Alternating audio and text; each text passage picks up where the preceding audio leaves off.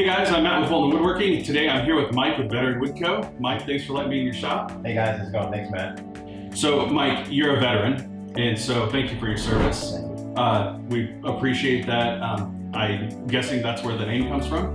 It did, yeah. It was the early days of LLC searching and LLC formation, not knowing what to pick. And I actually just found like a name generator online. So that's kind of where the name came from. Is this the way that it was when you first moved in? No, this is like version 2.0 for the shop. When we bought the house, it was just this big of a space, 2-car garage. And when I started woodworking, I had like a little station set up. And everything was very temporary, and I would actually shuffle it around depending on whether or not I wanted to bring my car in the garage. So how did you get started? Did you start off just doing small signs? What was your initial introduction to the shop? The first one was a flag, an American flag my wife asked me to make, which is hanging on the inside. That's number one. We don't sell number one.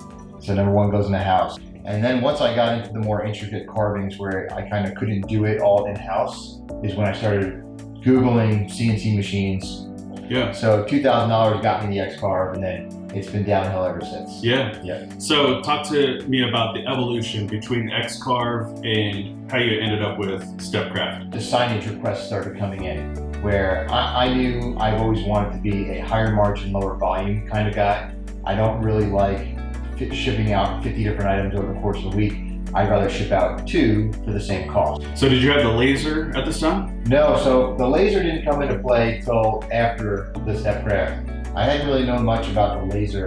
And then I was fortunate enough to find the Epilogue used for sale online when I picked it up used. And now you find me dual purpose, so I'll be CNCing and then my flow is right to the laser if it needs it right afterwards. Yeah, it feels like you've got things pretty well laid out, things that you use often kind of here in this section with some things like the drill press and the bandsaw kind of more toward the front. The planer is where it is because I use the planer often, and oftentimes not. It'll be larger pieces, so I'll have to raise the garage door, and then the outfeed of the planer is now in the driveway essentially.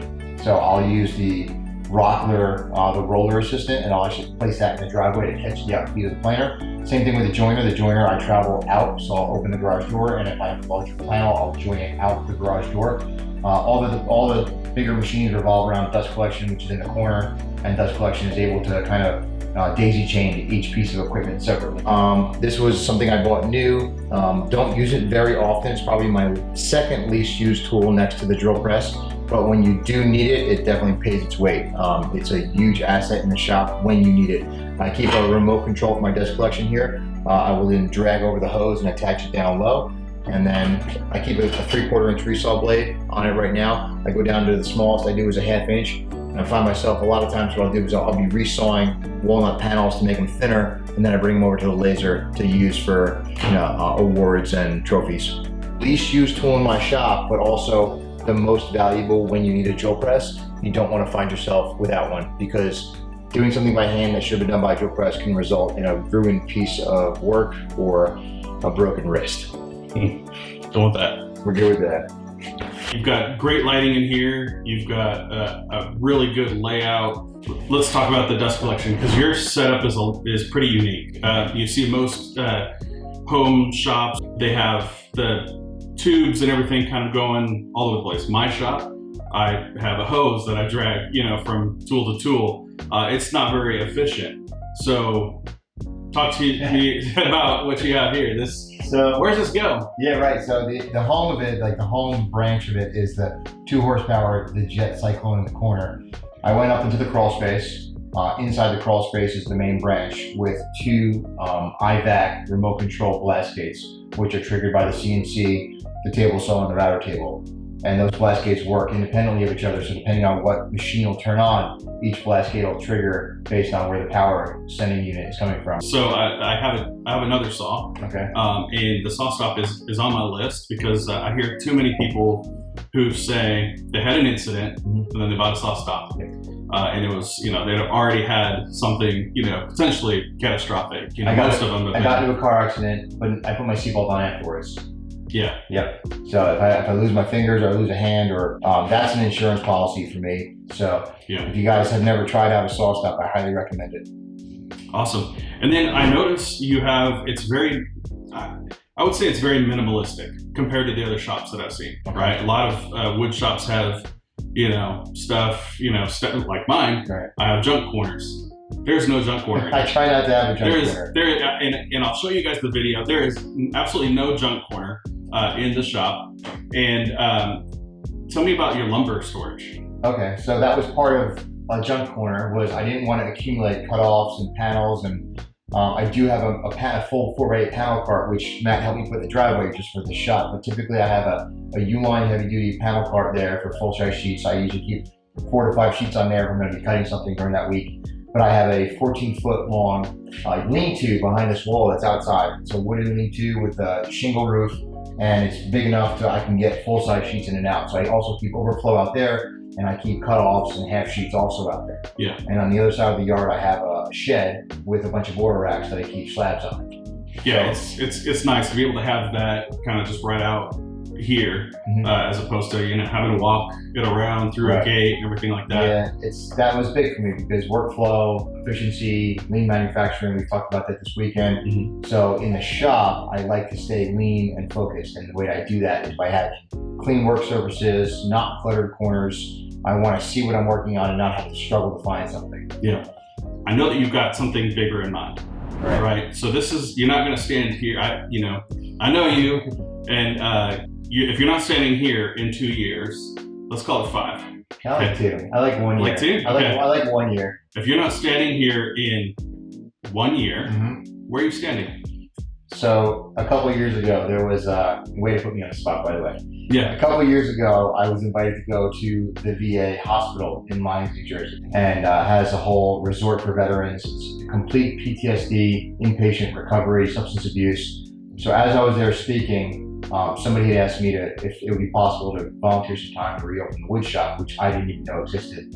So they gave me a tour of this wood shop, which was in the basement, and it was a sad sight to see. It was a beautiful wood shop. It had been decommissioned because the main instructor had retired, and the director of Veterans Affairs on that campus decided for liability purposes and also for budgetary purposes to shut it down. So I took to social media, we saw the video, it was kind of cheesy. We made a petition on change.org.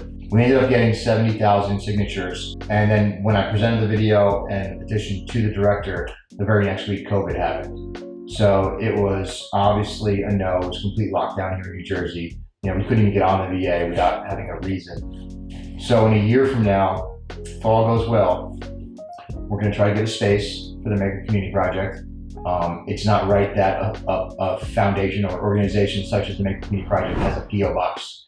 I think it deserves a building. I feel that working with your hands is probably one of the most therapeutic and self-rewarding hobbies out there. If you could look at everything else that's out there that you could be wasting your money on, it's probably one of the healthiest ones out there. So I want to have a building. I want to be able to house the Maker Community Project within the building. I want to have local craftsmen, makers, people that operate in the area come in, bring in all the veterans from the local VA, bus them in, bring in a couple of classes from local middle schools, bring in the high school class on a Friday, and we have like workshop seminars. So it'll kind of be like the functionality of a makerspace, but it's going to be a private organization that you can't buy into. It's going to be essentially an invite-only makerspace that we operate out of.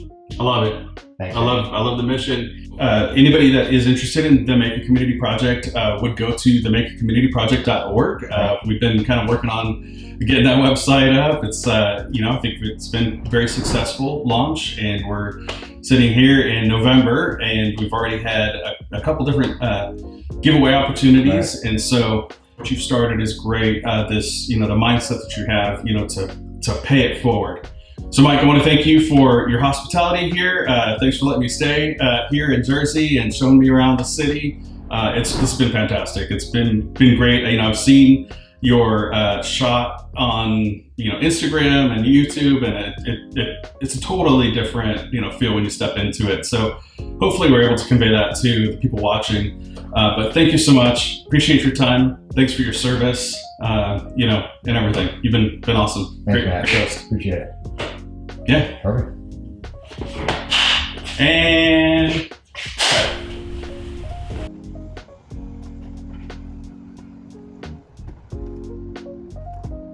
So yeah, the job requires, you know, it's a one-man show, and it does require me to wear many hats. I think I let go of the switch. I think I let go of the switch.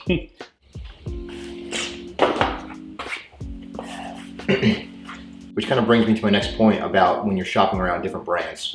It's important that when you pick a brand, you're identifying with their product line and not just the brand marketing itself. First, is it going to be a quality piece of equipment? Is it safe? Is it have good customer service? And is their product backed by a US-based team? So the brand's not important. Find out what it is that your requirements are first, and then narrow down the brands based on what your requirements are. Let me know you're recording. I'm recording. Okay. Here. Yeah.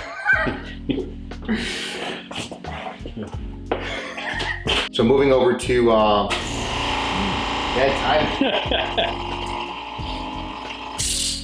Excuse you. Yeah.